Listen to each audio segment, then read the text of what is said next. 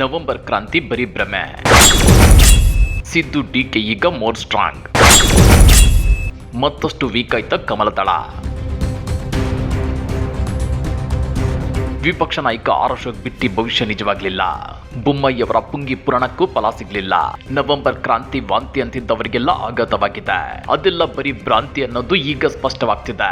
November ಮುಗಿದು ಇವತ್ತು December ತಿಂಗಳು ಶುರುವಾಗಿದೆ. ಆದ್ರೂ ಸಿದ್ದರಾಮಯ್ಯ ಸಿಎಂ ಕುರ್ಚಿಯನ್ನ ಬಿಟ್ಟುಕೊಟ್ಟಿಲ್ಲ. 2028ರವರೆಗೂ ಬಿಟ್ಟುಕೊಡೋ ಮಾತೇ ಇಲ್ಲ ಅನ್ನೋ ಮೆಸೇಜ್ ಪಾಸ್ ಆಗಿದೆ. ಇದರಿಂದ ಸಿದ್ದು ಡಿಕೆಶಿ ಮತ್ತಷ್ಟು ಸ್ಟ್ರಾಂಗ್ ಆದ್ರೆ ಕಮಲದಳ ಪಕ್ಷಗಳ ನಾಯಕರ ಮೀಸೆ ಮಣ್ಣಾಗಿದೆ. ಹಾಗಾದ್ರೆ ಬಿಜೆಪಿ ಮತ್ತು ಜೆಡಿಎಸ್ ಪಕ್ಷಗಳು ವೀಕ್ ಆಗ್ತಿರೋದಾದ್ರೂ ಹೇಗೆ ಗೊತ್ತಾ? ಅದನ್ನ ಡೀಟೇಲ್ ಆಗಿ ತೋರಿಸ್ತೀವಿ. ಆದ್ರೆ ಅದಕ್ಕಿಂತ ಮೊದಲು ಹಲೋ ಕನ್ನಡ ಯೂಟ್ಯೂಬ್ ಚಾನೆಲ್ ಅನ್ನ ಸಬ್ಸ್ಕ್ರೈಬ್ ಮಾಡ್ಕೊಳ್ಳಿ. ಹಾಗೇನೇ ಪಕ್ಕದಲ್ಲಿರೋ ಬೆಲ್ ಬಟನ್ ಅನ್ನು ಪ್ರೆಸ್ ಮಾಡಿ.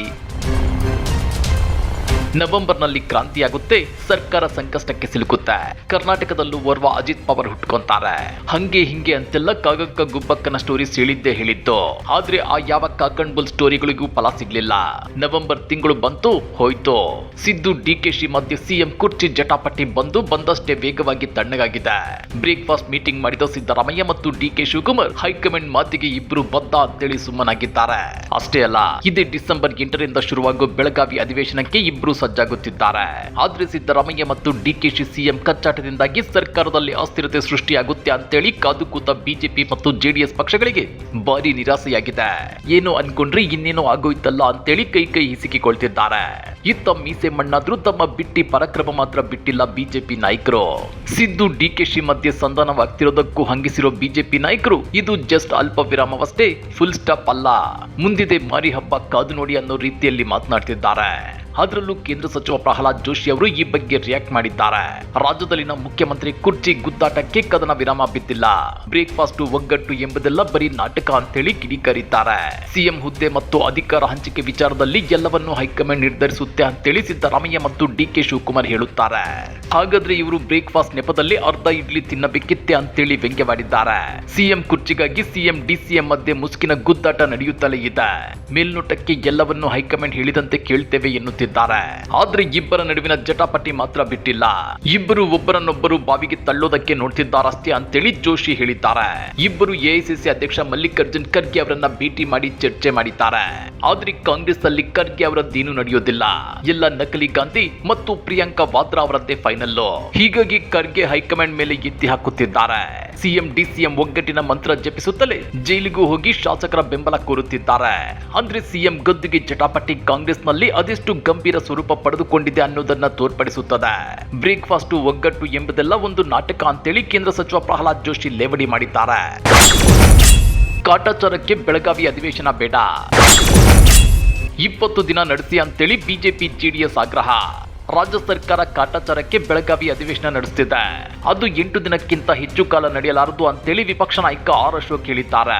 ಬಿಜೆಪಿ ಮತ್ತು ಜೆಡಿಎಸ್ ಸಮನ್ವಯ ಸಮಿತಿ ಬೆಂಗಳೂರಿನ ಖಾಸಗಿ ಹೋಟೆಲ್ನಲ್ಲಿ ನಡೆಯಿತು. ಆ ಬಳಿಕ ಮಾಧ್ಯಮ ಪ್ರತಿನಿಧಿಗಳೊಂದಿಗೆ ಮಾತನಾಡಿರೋ ಆರ್ ಅಶೋಕ್, ಹಾಲಿ ಶಾಸಕರು ಮೃತಪಟ್ಟ ಕಾರಣ 1 ದಿನ ನಡೆಯಲಾರದು. ಆಡಳಿತ ಪಕ್ಷ ಕಾಂಗ್ರೆಸ್ ತನ್ನ ಮರ್ಜಿಗೋಸ್ಕರ ಮಸೂದೆ ಅಂಗೀಕಾರಕ್ಕೆ ಈ ಅಧಿವೇಶನವನ್ನ ಬಳಸಿಕೊಳ್ತಿದೆ ಅಂತೇಳಿ ಟೀಕಿಸಿದ್ದಾರೆ. ಬೆಂಗಳೂರು ಅಭಿವೃದ್ಧಿ, ಬೆಂಗಳೂರು ಪಾಲಿಕೆ ಈ ತರದ ವಿಚಾರಗಳನ್ನ ತಂದಿದ್ದಾರೆ ಅಂತೇಳಿ ಕಿಡಿಕಾರಿದ್ದಾರೆ. ಇನ್ನ ಬೆಂಗಳೂರಿನ ವಿಚಾರಗಳನ್ನೇ ಕೈಗೆತ್ತಿಕೊಳ್ಳೋದಾದ್ರೆ ಉತ್ತರ ಕರ್ನಾಟಕದಲ್ಲಿ ಅಧಿವೇಶನ ನಡೆಸುವ ಔಚಿತ್ಯ ಏನು ಅಂತ ಕೇಳಿದ್ದಾರೆ. ಈ ಹಿಂದೆ ಕುಮಾರಸ್ವಾಮಿ ಯಡಿಯೂರಪ್ಪ ಅವರಿದ್ದಾಗ ಅಲ್ಲೊಂದು ಭವನ ಆಗ್ಬೇಕು, ಉತ್ತರ ಕರ್ನಾಟಕದ ಚರ್ಚೆ ಆಗ್ಬೇಕು ಅಂತೇಳಿ ಅಧಿವೇಶನ ಮಾಡುತ್ತಿದ್ರು. 20 ದಿನವಾದ್ರೂ ಬೆಳಗಾವಿಯಲ್ಲಿ ಅಧಿವೇಶನ ನಡೆಸಿ ಅಲ್ಲಿನ ಸಮಸ್ಯೆಗಳನ್ನ ಚರ್ಚಿಸಿ ಅಂತ ಆಗ್ರಹಿಸಿದ್ದಾರೆ. ಉತ್ತರ ಕರ್ನಾಟಕದ ವಿಚಾರಗಳನ್ನ ಕೊನೆಗೆ ಪರಿಗಣಿಸುತ್ತಾರೆ. ಕೊನೆಯಲ್ಲಿ ಮುಖ್ಯಮಂತ್ರಿ ತಿಪ್ಪೆ ಸಾರಿಸಿ ಭಾಷಣ ಮಾಡಿ ಹೋಗಿದ್ರು. ಕೈಗಾರಿಕೆ ಸ್ಥಾಪನೆ, ಶಾಲಾರಂಭ, ನೀರಾವರಿ ಯೋಜನೆಗೆ ಹಣದ ವಿಚಾರದಲ್ಲಿ ಮೋಸ ಮಾಡಿದ್ದಾರೆ ಅಂತ ದೂರಿದ್ದಾರೆ. ತುಂಗಭದ್ರಾ ಡ್ಯಾಮ್ ಗೇಟ್ ಕಿತ್ತು ಹೋಗಿ 1 ವರ್ಷವಾಗಿದೆ ಅಂತಾನು ಟೀಕಿಸಿದ್ದಾರೆ. 12 ಕೋಟಿ ಕೊಡಬೇಕಿದ್ದು ಅದನ್ನು ಕೊಡುವ ಯೋಗ್ಯತೆ ಇಲ್ಲ ಅಂತೇಳಿ ಆಕ್ಷೇಪಿಸಿದ್ದಾರೆ. ಎನ್ಡಿಎ ಅಂಗಪಕ್ಷಗಳಾದ ಬಿಜೆಪಿ ಮತ್ತು ಜೆಡಿಎಸ್ ಪಕ್ಷಗಳು ಈ ಹಿಂದಿನ ಅಧಿವೇಶನಗಳಲ್ಲೂ ಜೊತೆಯಾಗಿ ಕೆಲಸ ಮಾಡಿವೆ. ಮೂಡ ಹಗರಣ, ನಿವೇಶನ ವಾಪಸಾತಿ, ವಾಲ್ಮೀಕಿ ನಿಗಮದ ಹಗರಣದಲ್ಲಿ ಮಂತ್ರಿ ರಾಜೀನಾಮೆ ವಿಚಾರ, ಕ್ರಿಕೆಟ್ ಸ್ಟೇಡಿಯಂನಲ್ಲಿ ಅಮಾಯಕ 11 ವಿದ್ಯಾರ್ಥಿಗಳ ದುರ್ಮರಣ, ಇವೆಲ್ಲ ವಿಚಾರಗಳಲ್ಲಿ ನಮ್ಮೆಲ್ಲ ಶಾಸಕರು, ಮೇಲ್ಮನೆ ಸದಸ್ಯರು ಪರಿಣಾಮಕಾರಿಯಾಗಿ ಕೆಲಸ ಮಾಡಿದ್ದಾರೆ ಅಂತೇಳಿ ಆರ್ ಅಶೋಕ್ ವಿವರಿಸಿದ್ದಾರೆ. ಅಷ್ಟೇ ಅಲ್ಲ, ಸರ್ಕಾರ ತಪ್ಪು ಹಾದಿಯಲ್ಲಿದೆ, ಜನರಿಗೆ ನೀಡಿದ ಭರವಸೆ ವಿರುದ್ಧವಾಗಿ ನಡೆಯುತ್ತಿದೆ. ಕಾಂಗ್ರೆಸ್ ಸರ್ಕಾರ 60% ಕಮಿಷನ್ ಸರ್ಕಾರವಾಗಿ ಮಾರ್ಪಟ್ಟಿದೆ. ಕರ್ನಾಟಕವನ್ನ ಎಟಿಎಂ ಮಾಡಿಕೊಂಡು ಕಾಂಗ್ರೆಸ್ಸಿನ ಕೇಂದ್ರ ಹೈಕಮಾಂಡ್ಗೆ ಹಣ ಕಳಿಸುವ ಪರಿಸ್ಥಿತಿ ನಿರ್ಮಾಣವಾಗಿದೆ. ಇದರ ವಿರುದ್ಧ ಹೋರಾಟ ಮಾಡಲಿದ್ದೇವೆ ಅಂತೇಳಿ ಆರ್ ಅಶೋಕ್ ಹೇಳಿದ್ದಾರೆ. ವಿಧಾನಸಭೆಗೆ ಸಂಬಂಧಿಸಿದ 10-12 ವಿಚಾರಗಳನ್ನ ಸಮನ್ವಯ ಸಮಿತಿ ಸಭೆಯಲ್ಲಿ ಚರ್ಚೆ ಮಾಡಿದ್ದೇವೆ. ಕೇಂದ್ರ ಸಚಿವ ಎಚ್ ಡಿ ಕುಮಾರಸ್ವಾಮಿ ಅವರು ಈ ಸಭೆಗೆ ಬಂದು ಮಾರ್ಗದರ್ಶನ ಮಾಡಿದ್ದಾರೆ. ಅದೇ ರೀತಿ ರಾಜ್ಯಾಧ್ಯಕ್ಷ ಬಿ.ವಿ. ವಿಜಯೇಂದ್ರ ಫೋನ್ ಮಾಡಿ ಸಲಹೆಗಳನ್ನು ನೀಡಿದ್ದಾರೆ. ಅವೆಲ್ಲವನ್ನು ಪರಿಗಣಿಸಿದ್ದೇವೆ ಅಂತೇಳಿ ಆರ್ ಅಶೋಕ್ ಹೇಳಿದ್ದಾರೆ. ಇಲ್ಲಿ ಗಮನಿಸಬೇಕಾದ ಅಂಶ ಏನಂದ್ರೆ ಬಿಜೆಪಿ ನಾಯಕರ ಈ ಅಬ್ಬರ ಆರ್ಭಟ ಎಲ್ಲ ಮಾಧ್ಯಮಗಳ ಮುಂದಷ್ಟೇ. ಸರ್ಕಾರವನ್ನ ಸಮರ್ಪಕವಾಗಿ ಕಟ್ಟಿಹಾಕಲು ಇವರು ಎಡುವುತ್ತಿದ್ದಾರೆ. ರಾಜ್ಯ ಬಿಜೆಪಿಯಲ್ಲಿನ ಆಂತರಿಕ ಕಚ್ಚಾಟದಿಂದಾಗಿ ಬಿಜೆಪಿ ಈಗ ಮನೆಯೊಂದು 10 ಬಾಗಿಲುಗಳಾಗಿವೆ. ಆ ಮೂಲಕ ಆಡಳಿತ ಪಕ್ಷದಲ್ಲಿ ಪಟ್ಟಕ್ಕಾಗಿ ಕಾದಾಟ ನಡೆಯುತ್ತಿರುವ ಈ ಸಮಯವನ್ನ ಬಳಸಿಕೊಳ್ಳಬೇಕಾದ ರಾಜ್ಯ ಬಿಜೆಪಿ ಮೌನಕ್ಕೆ ಶರಣಾಗಿದೆ. ಇನ್ನ ಬಿಜೆಪಿಯನ್ನ ಎಚ್ಚರಿಸಬೇಕಾದ ಉಸ್ತುವಾರಿಯೇ ಕರ್ನಾಟಕದಲ್ಲಿ ಕಂಡು ಕಾಣದಂತಾಗಿದ್ದಾರೆ. ಆಡಳಿತಾರೂಢ ಕಾಂಗ್ರೆಸ್ ಪಕ್ಷದಲ್ಲಿನ ಆಂತರಿಕ ಕಲಹದ ಲಾಭ ಪಡೆಯಲು ರಣತಂತ್ರ ರೂಪಿಸಬೇಕಾಗಿದ್ದ ರಾಧಾ ಮೋಹನ್ ದಾಸ್ ಅಗರ್ವಾಲ್ ರಾಜ್ಯದಲ್ಲಿ ಪಕ್ಷ ಸಂಘಟನೆಯತ್ತ ಮುಖ ಹಾಕದೆ ತಿಂಗಳುಗಳೇ ಕಳೆದಿವೆ. ರಾಜ್ಯ ಬಿಜೆಪಿಯಲ್ಲಿನ 10 ಹಲವು ಗೊಂದಲಗಳಿಂದ ಸಂಘಟನೆ ಸಂಪೂರ್ಣ ಕುಸಿದಿದ್ರು ಹೆಚ್ಚು ತಲೆ ಕೆಡಿಸಿಕೊಳ್ಳದ ರಾಧಾ ಮೋಹನ್ ದಾಸ್ ಅಗರ್ವಾಲ್ ನಾಮಕಾವಸ್ಥೆ ಉಸ್ತುವಾರಿ ಎಂಬ ವಿಶ್ಲೇಷಣೆಗಳು ಕೇಳಿ ಬರ್ತಿವೆ. ಕರ್ನಾಟಕದಲ್ಲಿ ಬಿಜೆಪಿ ರಾಜ್ಯಾಧ್ಯಕ್ಷರ ನೇಮಕ ಇಲ್ಲವೇ ಮುಂದುವರಿಕೆಯ ಗೊಂದಲ ಇನ್ನೂ ಹಾಗೆ ಮುಂದುವರೆದಿದೆ. ಇಂಥ ಟೈಮಲ್ಲಿ ರಾಜ್ಯ ನಾಯಕರಿಗೆ ನಿರ್ದೇಶನ ನೀಡಬೇಕಾಗಿದ್ದ ಅವರು ಇಲ್ಲಿಯವರೆಗೆ ಬೆರಳಿಕೆಯಷ್ಟು ಬಾರಿ ರಾಜ್ಯಕ್ಕೆ ಭೇಟಿ ಕೊಟ್ಟಿದ್ದಾರೆ. ಇತ್ತೀಚೆಗೆ ಅವರು ಬಂದು ಹೋಗೋದು ಕೂಡ ಗೊತ್ತಾಗ್ತಿಲ್ಲ ಅನ್ನೋ ಬಲವಾದ ಕೂಗು ಬಿಜೆಪಿ ಕಾರ್ಯಕರ್ತರಲ್ಲಿ ಕೇಳಿ ಬರ್ತಿದೆ. ಕಳೆದ ವರ್ಷ ಜುಲೈನಲ್ಲಿ ರಾಜ್ಯ ಬಿಜೆಪಿ ಉಸ್ತುವಾರಿಯಾಗಿ ರಾಧಾ ಮೋಹನ್ ದಾಸ್ ಅಗರ್ವಾಲ್ ಅವರನ್ನ ನೇಮಕ ಮಾಡಲಾಗಿತ್ತು. ರಾಧಾ ಮೋಹನ್ ದಾಸ್ ಅಗರ್ವಾಲ್ ರಾಜ್ಯದಲ್ಲಿ ಲೋಕಸಭಾ ಚುನಾವಣೆಯ ಉಸ್ತುವಾರಿಯಾಗಿ ಕೆಲಸ ನಿರ್ವಹಿಸಿದ್ರು. ಉತ್ತರ ಪ್ರದೇಶದ ಗೋರಖ್ಪುರ ವಿಧಾನಸಭಾ ಕ್ಷೇತ್ರದಿಂದ 4 ಬಾರಿ ಶಾಸಕರಾಗಿದ್ದು ಸದ್ಯ ರಾಜ್ಯಸಭಾ ಸದಸ್ಯರು ಆಗಿದ್ದಾರೆ. ನಿಮ್ಗೆ ಗೊತ್ತಿರಲಿ, ಸರ್ಕಾರದ ಕಿವಿ ಹಿಂಡಿ ಕೆಲಸ ಮಾಡಿಸಲು ನಿರ್ದೇಶನ ನೀಡಲು ರಾಜ್ಯ ಬಿಜೆಪಿ ನಾಯಕರು ಇನ್ನೂ ಮುಂದಡಿಯಿಟ್ಟಿಲ್ಲ. ಪ್ರತಿಪಕ್ಷ ನಾಯಕ ಬೆಂಗಳೂರಿಗೆ ಸೀಮಿತವಾಗಿ ಹೋರಾಟಗಳನ್ನ ಮಾಡುತ್ತಿದ್ರು ಅದು ಗಟ್ಟಿಯಾಗಿ ನಿಲ್ಲುತ್ತಿಲ್ಲ ಅನ್ನೋದು ಕೂಡ ಜನಜನಿತ.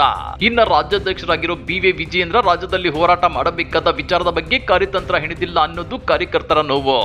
ಇವೆಲ್ಲದಕ್ಕೂ ರಾಜ್ಯ ಬಿಜೆಪಿ ನಾಯಕರಲ್ಲಿ ಉತ್ಸಾಹ ತುಂಬಿ ರಾಜ್ಯ ಕಾಂಗ್ರೆಸ್ ಸರ್ಕಾರದ ಲೋಪದೋಷಗಳನ್ನ ಪತ್ತೆ ಹಚ್ಚಿ ಹೋರಾಟಕ್ಕೆ ಅಣಿ ಮಾಡಬೇಕಿದ್ದ ಅಗರ್ವಾಲ್ 2 ತಿಂಗಳಿಂದ ರಾಜ್ಯದ ಕಡೆ ತಿರುಗಿಯೂ ನೋಡಿಲ್ಲ.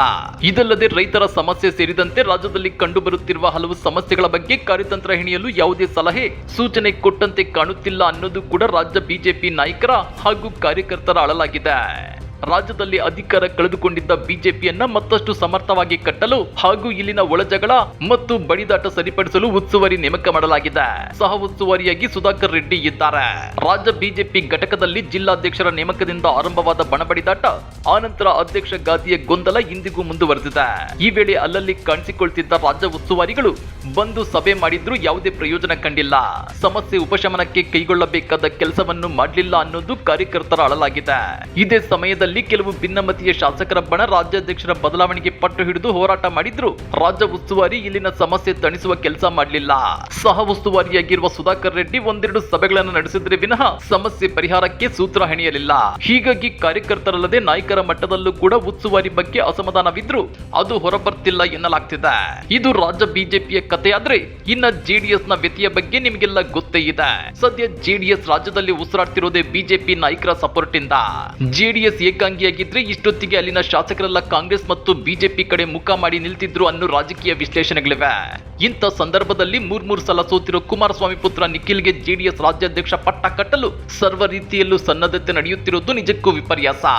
ಅದೇನೇ ಇರ್ಲಿ, ಸಿದ್ದರಾಮಯ್ಯ ಮತ್ತು ಡಿಕೆಶಿ ಮಧ್ಯೆ ಸಿಎಂ ಕುರ್ಚಿ ಜಟಾಪಟಿ ಇದ್ರು ಅದು ವಿಪಕ್ಷಗಳಿಗೆ ಆಹಾರ ಆಗದಂತೆ ಇಬ್ಬರು ಎಚ್ಚರಿಕೆ ವಹಿಸುತ್ತಿದ್ದಾರೆ. ಕಾಂಗ್ರೆಸ್ ಪಕ್ಷದ ಚೌಕಟ್ಟಿನೊಳಗೆ ಇತ್ಯರ್ಥ ಮಾಡಿಕೊಳ್ತಿದ್ದಾರೆ. ಇವರ ಈ ಜಾಣ್ಮೆಯ ನಡೆ ಕಮಲದಳ ಪಕ್ಷಗಳು ಮತ್ತಷ್ಟು ವೀಕ್ ಆಗುವಂತೆ ಮಾಡ್ತಿರೋದಂತೂ ಸುಳ್ಳಲ್ಲ. ಈ ಬಗ್ಗೆ ನೀವೇನಂತೀರಾ? ಕಮೆಂಟ್ ಮಾಡಿ, ವಿಡಿಯೋ ಲೈಕ್ ಮಾಡಿ, ಶೇರ್ ಮಾಡಿ.